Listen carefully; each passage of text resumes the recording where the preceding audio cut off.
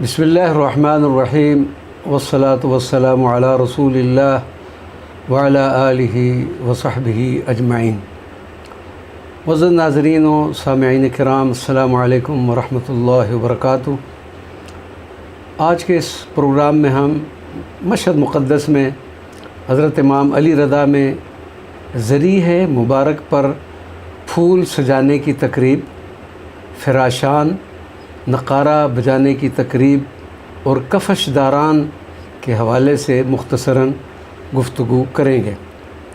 ایک پرانی روایت کے مطابق حضرت امام علی رضا کی ذریعہ مبارک پر ہر روز صبح کے وقت حرم مطہر کے خادموں کی موجود شفٹ کے ذمہ دار کے توسط سے پھولوں کو تبدیل کیا جاتا ہے، یعنی ایک دن پہلے والے پھولوں کو اتار کر نئے پھول رکھے جاتے ہیں، اور ہر روز صبح 4 خوبصورت پھولوں کے دستوں کو حضرت امام علی رضا علیہ السلام کی ذریعہ مبارک کے چاروں کونوں پر رکھا جاتا ہے، اور پہلے رکھے ہوئے پھولوں کو اتار کر حرم مطہر کے خدام کے حوالے کر دیے جاتے ہیں۔ یہ پھول، جن کو اسٹیل کے ایسے گلدان جن کے اوپر سونے کا پانی چڑھا ہوتا ہے، اس میں رکھے جاتے ہیں، اور یہ پھول بہترین قسم کے پھولوں میں سے ہوتے ہیں، جو کہ پھول سجانے میں مہارت رکھنے والے افراد کے توسط سے آستان قدس رضوی کے اپنے باغات ہیں۔ حضرت امام علی رضا کے نام پر یہ ساری ملکیت ہے۔ ان باغات میں یہ دستے بنائے جاتے ہیں، اور ہر دن کی ابتدا میں حرم امام علی رضا میں یہ دستے لائے جاتے ہیں۔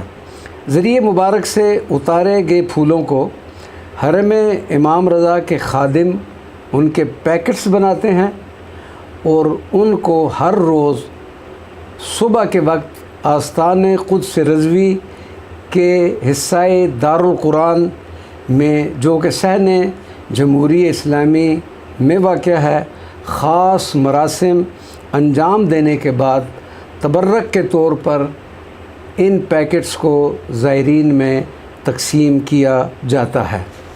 فراشان ایسے خادم ہیں جو ہالز میں موجود خادموں سے مشابہ وردی پہنے ہوتے ہیں، اور ان کے سینے پر لگے نشان کے نیچے فراش لکھا ہوتا ہے۔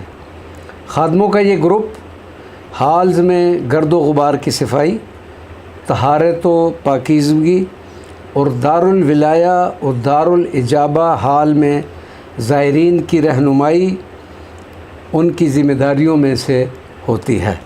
اسی طرح ذریعہ مقدس کے اوپر رکھے پھولوں کو دارالقرآن میں زائرین کے درمیان تقسیم کرنا بھی انہی فراشان کے وظائف میں سے ہے۔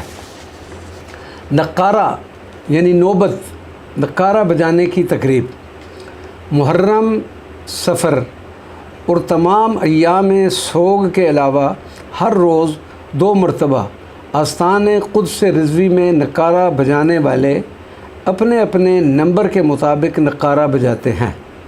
نقارہ بجانے کا وقت طلوع و غروب سے کچھ منٹ پہلے ہوتا ہے، جن میں طبل اور بین ایک خصوصی انداز میں بجائے جاتے ہیں، اور آخری ضربت کے وقت سورج کے طلوع و غروب کا انتظار کرتے ہیں۔ آستان قدس رضوی میں یہ نقارے بجنا 9ویں صدی ہجری میں رائج ہوا۔